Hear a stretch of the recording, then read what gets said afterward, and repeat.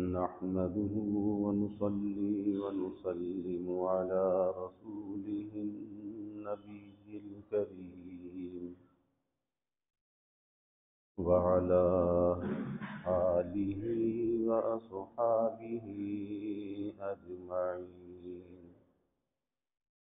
اللهم صل على سيدنا ومولانا محمد وعلى آل سيدنا ومولانا محمد وبارك وسلم صلاة وسلاما كثيرا كثيرا.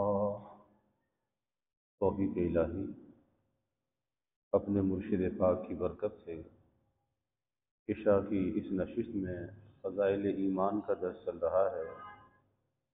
اللہ تعالیٰ اس درس کی برکت سے ہمارے ایمان کی حفاظت فرمائے اور موت تک قبر تک اللہ ہمارے ایمان کو سلامت رکھے.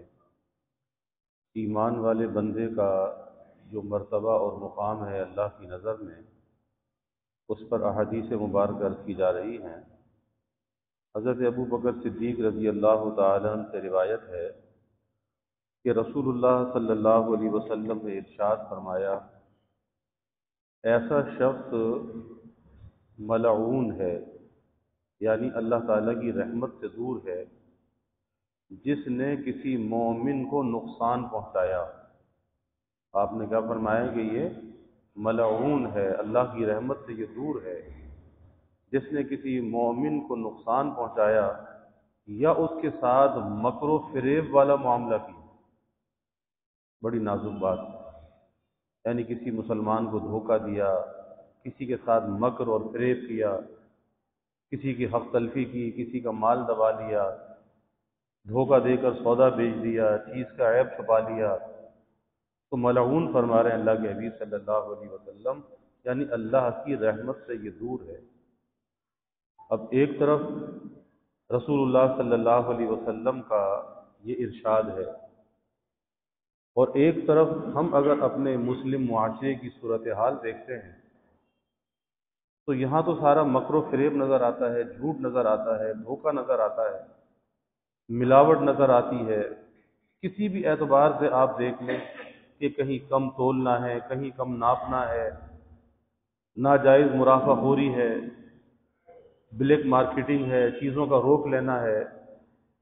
ابھی سیلاب کے زمانے میں آپ دیکھ لیں کیا ہوا کہ کس طریقے سے جو ضروریات زندگی تھی، جس چیز کی لوگوں کو ضرورت تھی، اسے روک لیا گیا اور پھر من مانے اس کے دام وصول کیے گئے، لوگوں کی مجبوری کا ناجائز فائدہ اٹھایا گیا. اور ایک طرف صحابہ کی زندگیاں تھی اور ان کا ایثار تھا کہ صحابہ نے کس طرح سے ایثار کر کے دکھایا اور قیامت تک آنے والے انسانوں کو بتایا کہ دیکھو انسانیت کا کیا درجہ اور مقام ہے، کہ ایک گھر سے صدقہ نکلتا ہے، واپس اسی گھر میں آ جاتا ہے، پڑوس میں جاتا ہے، پھر اس کے پڑوس میں جاتا ہے، پھر اس کے پڑوس میں استعمال نہیں کرتا، کہتا میرا پڑوسی زیادہ مستحق ہوگا. اپنے سے زیادہ دوسرے کی خیر خواہی ہے، دوسرے کی بھلائی ہے. میدان جنگ ہے، زخمی پڑے ہوئے ہیں، پانی پانی پکارتے ہیں، آتش آتش. اور جب کوئی آدمی پانی لے کر پہنچتا ہے تو پانی پلانا چاہتا ہے، دوسرے کی آواز آ جاتی ہے، کہتا نہیں پہلے اس کو پانی پلاؤ. دوسرے کے پاس پہنچتے تو تیسرے کی آواز آتی، کہتے نہیں پہلے اس کو پانی پلاؤ. اور جب اس تک پہنچتے ہیں تو وہ اس کی روح پرواز کر چکی ہوتی ہے. جب دوسرے کے پاس واپس آتے ہیں تو اس کی روح پرواز ہو جاتی ہے. پہلے کے پاس واپس آتے ہیں اس کی روح پرواز ہو جاتی ہے. تو پانی کا قطرہ حلق سے نیچے نہیں اتارا، اپنے پر اپنے بھائی مسلمان کو ترجیح دی کہ پہلے اس کو پانی پلا دو. اور آج یہاں دنیا کے اندر نفسا نفسی نظر آتی ہے اور عجیب عجیب طرح سے لوگ دھوکہ دیتے ہیں. آج یہ کیفیت ہے کہ کوئی آدمی کسی کے پاس مشورہ کرنے کے لیے چلا جائے اور یہ کہے کہ جی فلاں جگہ سے جو ہے وہ میری بیٹی کا یا بیٹے کا رشتہ ہے، تو آپ مشورہ دیں کہ مجھے کیا کرنا چاہیے، رشتہ کرنا چاہیے یا نہیں کرنا چاہیے. وہ کہتا ہے کہ نہیں یہ تو خرابی، یہ خرابی ہے، یہ خرابی ہے، یہ خرابی ہے، یا رشتہ مت کرنا. اور پھر اس کو تو ہٹا دیا، خود اپنے ہاں کا رشتہ ڈال دیا۔ اب یہ دھوکہ نہیں ہے تو کیا ہے؟ اور اس دھوکے پر اللہ کے حبیب صلی اللہ علیہ وسلم کیا فرماتے ہیں کہ ایسا آدمی ملعون ہے۔ کوئی کسی کے پاس گیا، جی فلاں پراپرٹی بک رہی ہے، میں وہ خریدنا چاہتا ہوں، آپ کا کیا مشورہ ہے؟ کہا کہ بالکل مت لینا، بہت مہنگی ہے۔ اس کو ہٹا دیا، خود سودا کر لیا۔ اب یہ کیا ہے؟ دھوکہ دیا نا۔ اب بعد میں پتہ چلتا ہے کہ اچھا تم نے تو لینا نہیں تھا تو میں نے لے لیا، دھوکہ ہے۔ حالانکہ اگر کوئی بھائی مسلمان مشورہ کرنے آ رہا ہے اور پہلے سے اگر نیت بھی ہے تو پھر اپنے آپ کو پیچھے ہٹا لینا چاہیے کہ بھائی ٹھیک ہے، یہ خریدتا ہے تو پہلے یہ خرید لے، دوسرے کو ترجیح دینا۔ اسی طرح معاشرے کے اندر آپ سوچتے چلے جائیں، آپ کسی پھل والے سے پھل لینے چلے جائیں، کسی سبزی والے سے سبزی لینے چلے جائیں، یا کوئی اور چیز مارکیٹ سے خریدنے کے لیے چلے جائیں، اب وہ پیسے اچھی چیز کے وصول کرتا ہے لیکن اس میں خراب چیز بھی شامل کرنا ضروری سمجھتا ہے۔ یہ دھوکہ نہیں ہے تو کیا ہے؟ کہ کوئی نہ کوئی خراب چیز اس کے اندر ڈال دی جائے۔ ایک آدمی سودا بیچتا ہے، دکھاتا کچھ ہے اور دیتا کچھ ہے۔ آج پاکستان باوجود اس کے کہ اسلامی ملک ہے لیکن دنیا میں بدنام کس لیے؟ ہماری ایکسپورٹ کیوں زیادہ نہیں ہے؟ آج ہندوستان کی ایکسپورٹ ہم سے زیادہ کیوں ہے؟ بنگلہ دیش کی ایکسپورٹ ہم سے زیادہ کیوں ہے؟ کہ وہاں پہ دو نمبری نہیں ہے۔ اور یہاں پر کیا ہے کہ یہاں دکھاتے کچھ ہیں اور بھیجتے کچھ ہیں، جبکہ آج تو دنیا کے اندر چیزوں کے ناپنے اور جانچنے کے ایسے سائنٹیفک طریقے آ چکے ہیں کہ اب کسی کا دھوکہ چھپتا نہیں ہے۔ اور پھر یہی وجہ ہے کہ ایک مرتبہ بددیانتی کرنے سے ہمیشہ کے لیے کسی بھی ملک کی ساکھ کو اور کمپنی کی ساکھ کو ایسا دھبا لگتا ہے، ایسا نقصان پہنچتا ہے، پھر وہ دوبارہ سیدھا نہیں ہو پاتا، کھڑا نہیں ہو پاتا۔ تو دھوکہ، جیسے پہلے بھی عرض کیا گیا کہ آپ صلی اللہ علیہ وسلم بازار میں تشریف لے گئے، دیکھا کہ ایک شخص اناج کا ڈھیر ہے، سودا بیچ رہے ہیں۔ آپ نے ان کے ڈھیر کے اندر ہاتھ ڈالا تو اوپر سے خشک گندم تھی اور نیچے سے وہ گیلی تھی۔ آپ نے پوچھا کہ بھئی یہ کیا ہے؟ کہا جی رات کو بارش ہو گئی تھی تو گندم میری بھیگ گئی، تو اوپر سے خشک ڈال دی تاکہ سودا بک جائے۔ تو کیا فرمایا کہ جو اس طرح دھوکہ دے کر سودا بیچے، اپنی چیز کے عیب کو چھپا کر سودا بیچے، یعنی دوسرے کو دھوکہ دینا ہوا نا۔ آپ نے فرمایا وہ ہم میں سے نہیں ہے۔ اب کتنی سخت بات ہے کہ آپ یہ فرمائیں کہ یہ ہم میں سے نہیں ہے، یعنی اس سے ہمارا تعلق نہیں ہے، کیونکہ یہ کام ایسا کر رہا ہے کہ جس کا ہمارے ساتھ، ہماری نسبت کے ساتھ کوئی تعلق نہیں ہے۔ اور آج جو مسلمانوں کے اصول تھے زندگی گزارنے کے، معاشرت کے، تجارت کے، آج وہ کافروں نے لے لیے۔ یہی وجہ ہے کہ کافروں کی تجارت پھل پھول رہی ہے اور مسلمانوں کی تجارتیں سگڑ رہی ہیں۔ دن بدن جس کو دیکھو پریشان نظر آتا ہے۔ کیوں پریشان نظر آتا ہے؟ کہ نیت صاف نہیں ہے۔ نیت کے اندر جب دھوکہ ہے، کسی دوسرے کو نقصان پہنچانا مقصود ہے، تو پھر تو اللہ کے حبیب فرماتے ہیں نا کہ یہ تو ملعون ہے، یہ اللہ کی رحمت سے دور ہے۔ اور انسان کے مسائل اور مشکلات اللہ کی رحمت سے دور ہوتے ہیں، اللہ کے فضل سے دور ہوتے ہیں۔ اب بظاہر یہ اپنے آپ کو بڑا تاجر کہتا ہے لیکن نیت اتنی خراب ہے کہ نیت یہ ہے کہ جو آئے گا تو دھوکہ دینا ہے، جو آئے گا تو جھوٹ بولنا ہے، ملاوٹ کرنی ہے، کم ناپنا ہے، کم تولنا ہے۔ تو جب نیت اندر سے خراب ہے پھر ایسے آدمی کی تجارت کبھی پھل پھول نہیں سکتی، وہ کبھی ترقی نہیں کر سکتا، کیونکہ اندر کی نیت خراب ہے۔ اور اللہ کی جو عطا کا معاملہ ہے، اللہ کی عطا کا معاملہ، وہ کسی کی قابلیت اور کسی کی صلاحیت پہ نہیں ہے، کسی کی تعلیمی ڈگری کے اوپر اس کا مدار نہیں ہے کہ کس کے پاس کتنی بڑی ڈگری ہے، کون کتنا قابل ہے، کتنا ہوشیار ہے، کتنا عقل مند ہے۔ اللہ کی عطا کا معیار یہ نہیں ہے کون کتنا خوبصورت ہے، کون کتنا چرب زبان ہے، نہیں۔ اللہ کی عطا کا جو معاملہ ہے وہ دل کی صفائی پر ہے کہ دل میں کتنی صفائی ہے، نیت کتنی صاف ہے۔ جتنی نیت صاف ہوگی اتنی اللہ کی عطا اس بندے پر زیادہ منتقل ہوگی، متوجہ ہوگی۔ اور اگر نیت کے اندر خرابی ہے تو پھر ظاہر میں چاہے کچھ بھی کر لے، اللہ تو نیتوں کو دیکھتا ہے۔ حدیث میں آتا ہے نا کہ اللہ نہ تمہارے مالوں کو دیکھتا ہے نہ تمہاری صورتوں کو دیکھتا ہے، اللہ تمہاری نیتوں کو دیکھتا ہے کہ کس نیت اور ارادے کے ساتھ تم کیا کام کر رہے ہو۔ اگر نیت کے اندر سچائی ہوتی ہے تو اللہ تنکے میں بھی جان ڈال دیتا ہے، اللہ مٹی کو بھی سونا بنا دیتا ہے۔ اور اگر نیت کے اندر خرابی ہے تو پھر ظاہر ہے کہ انسان کچھ بھی کر لے کبھی پھل پھول نہیں سکتا۔ چھوٹی سی مثال میں دیا کرتا ہوں کہ آپ کسی درزی سے کپڑا سلوا لیں، آپ اپنا کپڑا درزی کے پاس لے کر جاتے ہیں اور وہ آپ سے اجرت لیتا ہے کپڑا سینے کی، تو جو کپڑا آپ کا بچا وہ اس کی ملک نہیں ہے، لیکن کبھی آپ ذرا بچا ہوا کپڑا واپس تو مانگ لیں۔ ایسے لگتا ہے اگر آپ نے کپڑا واپس مانگا جیسے کو اس کو گالی دے دی، اس کو برا لگ جاتا ہے۔ ارے بھائی تمہیں برا کیوں لگتا ہے؟ چاہے ایک قطرن اتنی سی بھی کپڑے کی بچی ہے تم اس کے مالک نہیں ہو، تمہیں واپس کرنی چاہیے، کیونکہ تم اس کی اجرت لے رہے ہو، اجرت پر تم کپڑا سی کر دے رہے ہو، لیکن وہ کپڑا بچا ہوا رکھنا اپنا حق سمجھتا ہے۔ اب یہ نیت کی خرابی نہیں ہے تو کیا ہے کہ بھائی اس کی امانت اسے واپس دے دو۔ آپ کسی باورچی سے کھانا پکوائیں، اس کھانے میں سے بغیر مالک کی اجازت کے نکالنا اپنا حق سمجھتا ہے۔ ابھی کسی نے اس کو ہاتھ بھی نہیں لگایا، چکھا بھی نہیں، ابھی کسی مہمانوں نے میزبان نے چکھا بھی نہیں ہے، سب سے پہلے باورچی کا ڈول بھر جاتا ہے۔ یہ بددیانتی نہیں ہے تو کیا ہے؟ پھر اس کی روزی میں کیسے برکت ہوگی؟ آپ کسی قصائی سے جانور کٹوا لیں، وہ ایک اچھا سا پیس نکال کے الگ رکھنا چھپانا وہ اپنا حق سمجھتا ہے۔ بھائی جب کٹائی کی اجرت تم نے لی ہے تو تمہارا حق نہیں بنتا کہ اس طرح سے تم اٹھا کے لے جاؤ۔ بعض دفعہ لوگ روک دیتے ہیں، بعض دفعہ شرما حضوری میں کچھ نہیں کہتے، لیکن وہ طیب خاطر سے نہیں دیتے، دل کی خوشی سے وہ نہیں دیتے، اور جب دل کی خوشی سے نہ دیا وہ حلال نہیں ہو تو حرام ہے۔ کہ بغیر طیب خاطر کے کسی کی چیز لینا حرام ہے، ناجائز ہے۔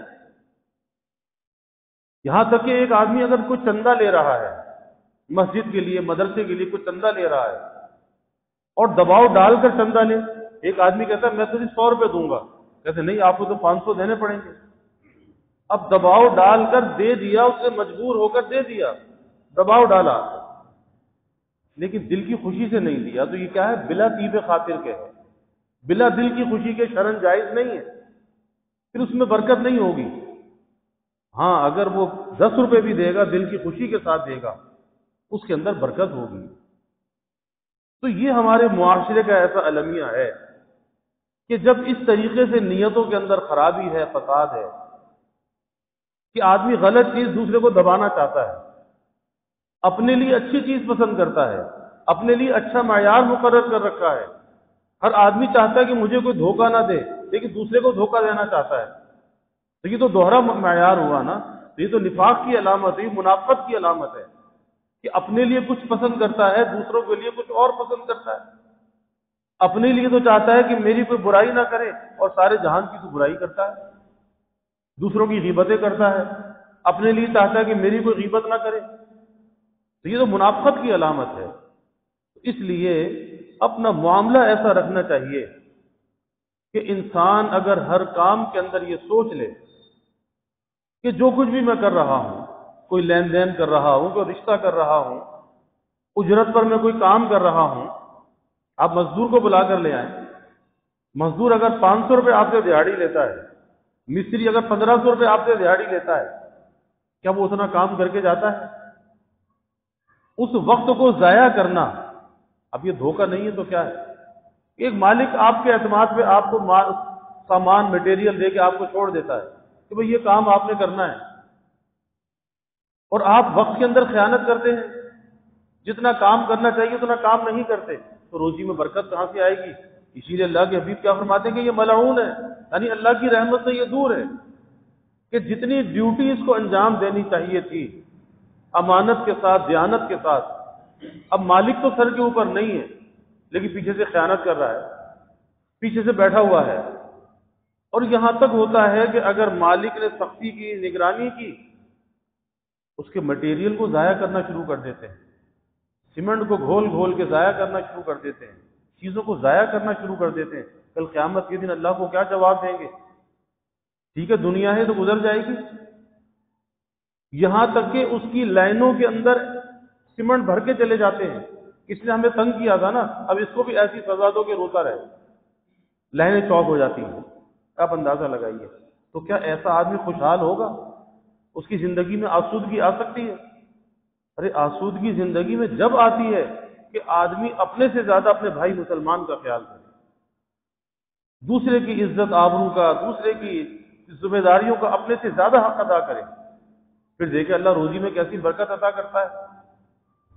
اب کتنے ہمارے معاشرے کے اندر لوگ ہیں، کوئی میونسپل کارپوریشن کا ملازم ہے، کوئی اسکول میں ٹیچر ہے، کوئی کسی اور سرکاری دفتر میں ملازم ہے، دفتروں میں نہیں جاتے، تنخواہ لے لیتے ہیں، بس ماہانہ بھتہ دیا اور تنخواہ لے لی. پوچھو کہ یہ حرام کا لقمہ اپنے پیٹ میں ڈالتے ہو، اپنے گھر والوں کے پیٹ میں ڈالتے ہو، نہ تمہاری دعا قبول، نہ تمہاری عبادت قبول. اور حرام کے لقمے سے جو بدن پرورش پائے، اللہ کے حبیب صلی اللہ علیہ وسلم نے فرمایا کہ جہنم کا مستحق ہے. یہ کیسے جنت میں جائے گا؟ لیکن ایک عادت ایسی بنی ہوئی ہے اور اسے بڑی فنکاری سمجھتے ہیں کہ جی گھر بیٹھے تنخواہ آ جاتی ہے، تو کتنے دن کھائے گا؟ آخر جانا تو قبر میں ہے نا. اس مٹی کی غذا بننا ہے، اس قبر کا ایندھن بننا ہے. پھر دیکھ کہ قبر تیرے ساتھ کیا سلوک کرے گی. کہتے نا 4 دن کی چاندنی پھر اندھیری رات. وہ جو اندھیری رات آنے والی ہے پھر تیرے ساتھ کیا سلوک ہوگا؟ تو اپنے معاملات کو پرکھنا چاہیے. اسی لیے کہ اللہ والے فرماتے ہیں انسان کہتا کہ یا اللہ میرا حال دیکھ، یعنی آدمی کہتا نا یا اللہ میرا حال کیا ہو گیا، میرا حال کیسا ہے؟ اللہ کہتا ہے تو اپنے احوال دیکھ. اگر تیرا حال ہے تو تیرے احوال کی وجہ سے کہ تیرے کرتوت تو خراب ہیں، تیری نیت کے اندر خرابی ہے، تو کم تولتا ہے، کم ناپتا ہے. آپ دیکھ لیں کسی بھی باورچی کے پاس چلے جائیں، اللہ ماشاء اللہ، آپ اسے ذرا 10 کلو کی دیگ پکوائیں، کبھی 10 کلو کا وزن پورا نہیں ملتا. اور ایسے ایسے امانت دار بھی ہیں کہ انہوں نے اپنے ملازمین کو، جو پکانے والے باورچی ہیں، کام کرنے والا عملہ ہے، کہا کہ خبردار اس میں سے ایک دانہ استعمال کیا. ایسے لوگ بھی ہیں. پورا مٹیریل، گوشت بھی، مرغی، چاول، ہر چیز پوری ڈالنی ہے. تمہارے لیے ہانڈی الگ پکے گی، اپنی ہانڈی الگ پکاؤ، لیکن خبردار جو گاہک کے اس میں ذرا بھی رتی برابر بھی کمی ہے. اللہ نے ان کو پھلتا پھولتا کر دیا. لیکن جہاں نیتوں کے اندر خرابی ہوگی پھر یہ ہوگا کہ کام ایک دم بڑھتا ہوا نظر آئے گا، پھر ایک دم نیچے جاتا ہوا نظر آئے گا، اور پھر آدمی روئے گا کہ کیا ہو گیا، ابھی تو بہت اچھا کام چل رہا تھا اور اب لگتا کسی نے بندش کر دی ہے. تو بھائی بندش تو کسی نے نہیں کی، تو نے خود اپنے اوپر بندش کی ہے. تیری نیت کا فساد تھا، نیت کی خرابی تھی، تو تیرے اوپر بندش آ گئی. اس نیت کو صحیح کر لے. جن لوگوں کی حق تلفیاں کی ہیں، کہ جن کا مال دبایا ہے، کہ ایک مالک جو ہے وہ دیگ میں ڈالنے کے لیے ڈرائی فروٹ، بادام اور پستے لا کے دیتا ہے، اور باورچی صاحب کی جیب پستوں سے، بادام سے بھری ہوئی ہے. آپ اندازہ لگائیے. ارے بھائی تیری ملکیت ہے کیا؟ تو نے جیب کیسے بھر لی؟ آپ اندازہ تو لگائیے کہ اللہ کو کیا جواب دے گا. تو بات ہوئی، اللہ کے حبیب صلی اللہ علیہ وسلم فرماتے ہیں کہ ایسا شخص ملعون ہے، یعنی اللہ کی رحمت سے دور ہے، جس نے کسی مومن کو نقصان پہنچایا. جس نے کسی مومن کو نقصان پہنچایا. اللہ کے نزدیک بہت بڑا رتبہ ہے مومن کا، ایمان والے بندے کا. اللہ مومن کو کبھی نقصان پہنچانا نہیں چاہتا. جس نے کسی مومن کو نقصان پہنچایا، اس کے ساتھ مکر و فریب والا معاملہ کیا، دھوکے والا معاملہ کیا. اب آدمی سوچ لے کہ کیسا کیسا دنیا کے اندر مکر و فریب ہوتا ہے، کیسا کیسا لوگوں کو دھوکہ دیا جاتا ہے، کس طرح سے لوگوں کی جیب سے پیسہ نکالا جاتا ہے، اور بعد میں وہ ساری باتیں دھوکہ اور فراڈ ثابت ہو جاتی ہیں. اس لیے بہت ہی ڈرنے کا مقام ہے کہ انسان اگر پھلنا پھولنا چاہتا ہے اور یہ چاہتا ہے کہ اس کی نسلوں کے اندر بھی خوشیاں چلتی رہیں، تو بھائی اپنی نیتوں کو درست کر لے اور اللہ کی مخلوق کے ساتھ بھلائی کی نیت رکھے، بھلائی کا ارادہ کرے، دل سے یہ نیت ہو کہ میں نے اللہ کی مخلوق کے ساتھ بھلائی کرنی ہے، ایثار کرنا ہے، میں نے قربانی دینی ہے، یہ جذبہ اپنے دل کے اندر پیدا کر لے، اللہ رحمت و برکت کے دروازے کھول دے گا۔ وہ رحمت و برکت تو اللہ کے قبضے میں ہے، اس کا تعلق ہماری کوشش سے نہیں ہے کہ ہم 10 گھنٹے محنت کرتے ہیں، 12 گھنٹے محنت کرتے ہیں، لیکن نیت تو خراب ہے نا، دل کے اندر تو فساد ہے۔ تو اس لیے اپنی نیت کو صاف کر لے، اللہ رحمت اور برکت کے دروازے کھول دے گا، اللہ کسی کا محتاج نہیں بنائے گا، پھر اللہ ایسی مدد کرتا ہے، ایسا ہاتھ تھام لیتا ہے، پھر یہ بندہ کسی مخلوق کے آگے رسوا نہیں ہوتا، مخلوق کے آگے ذلت سے اللہ اسے بچا لیتا ہے۔ اللہ تعالی ہمیں اس کی توفیق عطا فرمائے کہ امانت، دیانت، صداقت، سچائی، اللہ یہ ہمیں عطا فرما دے، یہ عطا فرما دے، اور یہ ہمیں اللہ کے حبیب صلی اللہ علیہ وسلم کی زندگی سے ملتی ہے کہ حضرت خدیجہ رضی اللہ عنہا، ابھی آپ کا نکاح نہیں ہوا اور غربت تھی، تنگی تھی، فاقے تھے، تو ابو طالب نے یہ کہا جو آپ کے چچا تھے کہ بھئی یہ خدیجہ جو ہے یہ اپنا مال دیتی ہے، وہ بڑی تاجر تھی، تو لوگ ان کا مال تجارت ملک شام لے جاتے ہیں، تو تم بھی لے جاؤ، کچھ نفع ہوگا تو ہمارا گزر بسر اچھا ہو جائے گا۔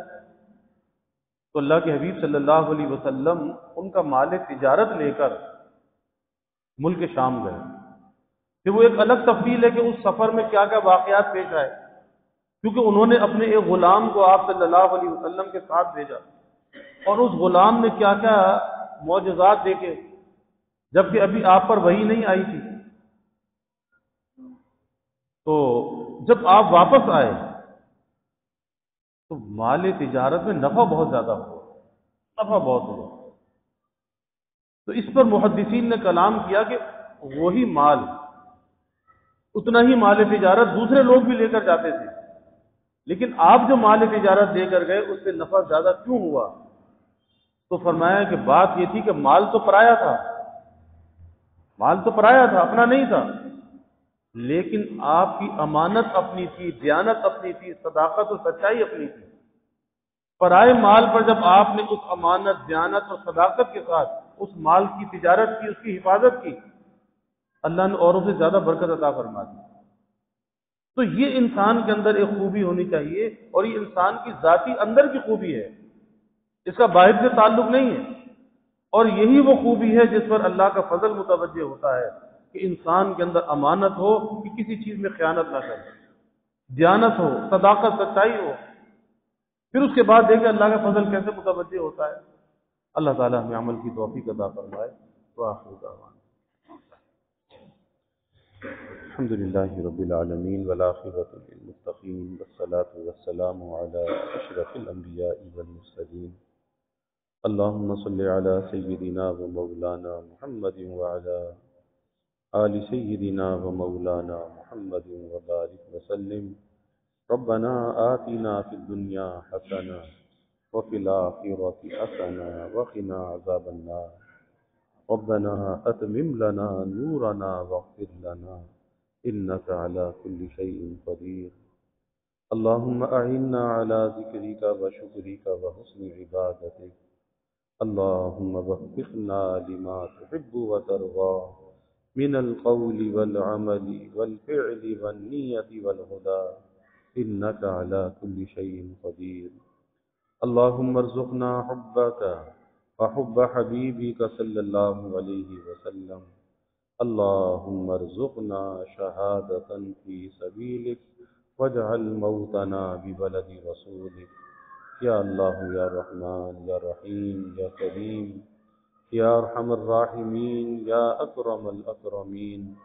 یا اللہ ہمارے گناہوں کو معاف فرما، یا اللہ ہماری خطایا سے درگزر فرما، یا اللہ اپنی محبت معرفت عطا فرما، اپنی رضا والی زندگی یا اللہ نصیب فرما، رضا والے کاموں کی یا اللہ توفیق عطا فرما، یا اللہ خلق خدا سے بھلائی کرنے والا بنا، اکرام مسلم کی یا اللہ توفیق عطا فرما، یا اللہ ہماری نیتوں کے اندر صفائی عطا فرما، امانت، دیانت، صداقت یا اللہ ہمیں عطا فرما، یا اللہ ہمارے معاملات کو، ہماری معاشرت کو، ہمارے اخلاقیات کو یا اللہ شریعت کے تابع بنا، دین کے تابع بنا۔ یا اللہ خلق خدا کی خیر خواہی بھلائی ہمارے دلوں میں پیدا فرما، ایثار کا جذبہ یا اللہ دلوں میں پیدا فرما۔ یا اللہ خلق سے محبت کرنے والا بنا، یا اللہ حسن زن رکھنے والا بنا۔ حق تلفیوں سے یا اللہ ہماری حفاظت فرما۔ یا اللہ اگر کوئی ہم سے حق تلفی ہوئی، اے اللہ اس کی تلافی کا ہمیں فکر عطا فرما۔ یا اللہ ہم نے اگر کسی کا حق ضائع کیا ہو، اے اللہ تو دنیا میں وہ حق ادا کرا دے، آخرت کے بوجھ سے بچا لے، آخرت کی پکڑ سے یا اللہ تو ہمیں بچا لے۔ یا اللہ ہر قسمی ترقیات عطا فرما، سب کے دلوں کے نیک ارادوں کو، تمناؤں کو از غیب پورا فرما، سب کی حاجات کو یا اللہ پورا فرما، سب کی پریشانیوں کو یا اللہ دور فرما، بیماریوں سے یا اللہ حفاظت فرما، ہر ناگہانی بلا اور مصیبت سے یا اللہ حفاظت فرما، زمینی آسمانی آفات سے یا اللہ حفاظت فرما، موذی امراض سے یا اللہ حفاظت فرما۔ یا اللہ سب کے علم میں، عمل میں، رزق میں خوب خیر و برکت فرما، ابواب رزق یا اللہ کشادہ فرما، رزق حلال عطا فرما، آسان عطا فرما، برکت والا عطا فرما۔ یا اللہ کبھی کسی کو مخلوق کا محتاج نہ بنا، ہمیشہ اپنے در کا سائل اور بھکاری بنا، اپنے در کا منگتا اور سوالی بنا، اپنے غیر سے ہماری امیدوں کو قطع فرما، اپنی ذات عالی کا یقین ہمارے دلوں میں پیدا فرما۔ یا اللہ ہر امید کو اپنی ذات سے وابستہ کرنے والا بنا۔ یا اللہ ہمارے ملک پر اپنی رحمتوں کا نزول فرما، اس ملک کو امن کا، سلامتی کا گہوارہ بنا۔ یا اللہ معاشرتی، معاشی، اخلاقی استحکام اس ملک میں عطا فرما۔ یا اللہ بارش اور سیلاب کے جو متاثرین ہیں، اے اللہ تو ان کی مدد فرما، دستگیری فرما، ان کی بحالی کا یا اللہ غیب سے انتظام فرما، بے ٹھکانوں کو ٹھکانہ عطا فرما، ہر ضرورت کو یا اللہ غیب پورا فرما۔ یا اللہ مخلوق کے آگے سوال کی ذلت سے بچا، سب کے سفید پوشی کے بھرم کو قائم فرما، کسی کو مخلوق کے آگے رسوا نہ فرما، اپنی تائید اور نصرت کو یا اللہ شامل حال فرما، سب کی زندگیوں میں، گھروں میں یا اللہ خوشحالی عطا فرما، ہر تنگی کو، ہر پریشانی کو، ہر دکھ کو، غم کو یا اللہ دور فرما، گھروں کے ماحول کو یا اللہ جنت نشاں بنا، آپس میں محبت الفت پیدا فرما، نفرت کو، عداوت کو دور فرما، بڑوں کا اکرام کرنے والا بنا، چھوٹوں پر شفقت کرنے والا بنا، اچھے اخلاق کا حامل بنا، اچھی گفتار کا حامل بنا۔ یا اللہ سب کی اولادوں کو نیک صالح بنا، آنکھوں کی ٹھنڈک بنا۔ یا اللہ اولاد کا مستقبل تابناک بنا، والدین کے لیے راحت کا ذریعہ بنا، والدین کو اپنی اولاد کی خوشیاں دیکھنا نصیب فرما۔ یا اللہ جو ہم نے مانگا وہ بھی عطا فرما، جو نہ مانگ سکے وہ بھی عطا فرما، ہمیشہ اپنے سے مانگنے والا بنا، ہمیشہ ہماری دعاؤں کو قبول فرما، اپنی بارگاہ میں مستجاب الدعوات بنا۔ ربنا تقبل منا انك انت السميع العليم وتب علينا انك انت التواب الرحيم وجزا الله عنا محمدا صلى الله عليه وسلم ما هو اهله وصلى الله تعالى وسلم على النبي الكريم آمين برحمتك يا